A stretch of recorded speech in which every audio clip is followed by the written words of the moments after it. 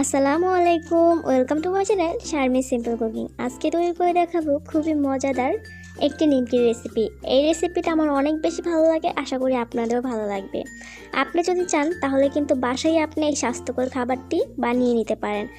অনেক সময় দেখা যায় বাজারে কিন্তু এই নিমকিগুলো বিক্রি করে, তবে সেটা কিন্তু স্বাস্থ্যকর হয় না।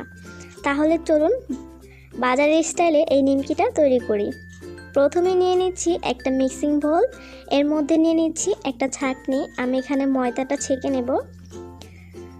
আমি 1 কাপ ময়দা আর 1 কাপ আটা নিয়ে নিচ্ছি। আপনারা যদি চান যে কোনো একটা ব্যবহার করতে পারেন, ময়দা বা আটা বা দুইটা মিলেই করতে পারেন। তো আমি এখানে 1 কাপ আটা 1 কাপ ময়দা ছেঁকে নিচ্ছি। ছেঁকে নেওয়া হয়ে গেছে। এর মধ্যে আমি দিয়ে দিচ্ছি 1 চামচ কালো জিরা, স্বাদ মতো লবণ, 3 টেবিল চামচের মতো সয়াবিন তেল। রেগুলার রান্নার সয়াবিন তেলটাই আমি এখানে নিয়েছি। এবার এটাকে হাত দিয়ে খুব ভালোভাবে মিশিয়ে নিতে হবে ডলে ডলে। মেশানো হয়ে গেছে। এবার আমি এখানে হালকা কুসুম গরম পানি নিয়েছি। পানিটা খুব বেশি গরম করা যাবে না। এবার এটাকে আমি একটু একটু করে পানি দিয়ে সুন্দর করে একটা ডো তৈরি করে নিচ্ছি। এবার এটা একটা সাইডে রেখে দিচ্ছি। এরকম একটা বেলুন ফিরিয়ে নিয়েছি। এরকম বেলুন ফিরিয়ে তো সবার বাসায় থাকে। এবার আমি একটা নর্মাল যেভাবে আমরা রুটি তৈরি করি ঠিক সেভাবে একটা বড় করে রুটি তৈরি করে নেব, যতটা সম্ভব পাতলা করা যায়।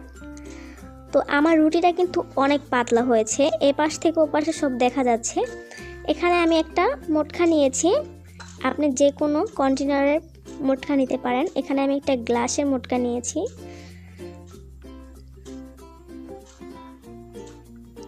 এভাবে করে আমি গোল গোল করে কেটে নিয়েছি। আমার একটা রুটিতে 5টা ছোট ছোট রুটি হয়েছে।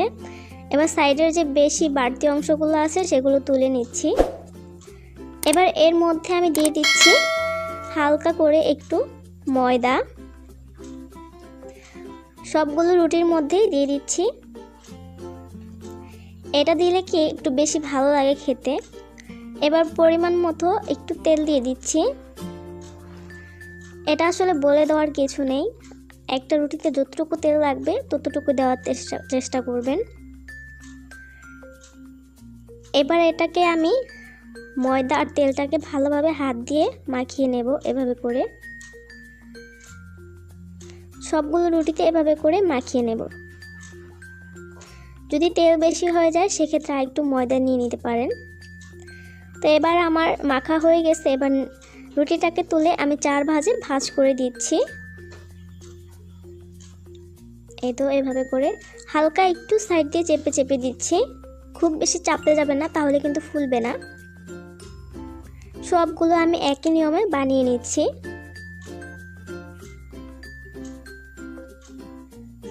তো আমার বানানো কিন্তু হয়ে গেছে। এবার একটা ফ্রাই প্যানে আমি পরিমাণ মতো তেল দিয়ে দিয়েছি। এবার তেলটা হালকা গরম হওয়ার পর আমি নিমকিগুলো দিয়ে দিচ্ছি। তেলটা কিন্তু খুব বেশি গরম করা যাবে না, হালকা একটু বুদবুদ সৃষ্টি হলেই নিমকিগুলো দিয়ে দিতে হবে। আনাকে কিন্তু নিমকিগুলো ভালো হবে না, পুড়ে যাবে। একদম হালকা গরম হলেই তেলটা দিয়ে দিবেন। তো আমি আস্তে আস্তে করে নিমকিগুলো ভেজে নিয়েছি।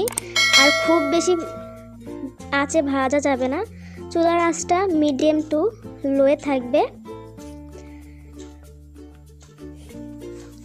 আমার নিমকিগুলো ভাজা হয়ে গেছে। আজকের রেসিপি আপনাদের কেমন লেগেছে সেটা অবশ্যই কমেন্টস করে জানাবেন। আর আমার কথার মধ্যে ভুল ত্রুটি হলে অবশ্যই ক্ষমার দৃষ্টিতে দেখবেন। সবাই আমার চ্যানেলটাকে সাবস্ক্রাইব করবেন, লাইক কমেন্ট শেয়ার করবেন। সবাই ভালো থাকবেন, সুস্থ থাকবেন।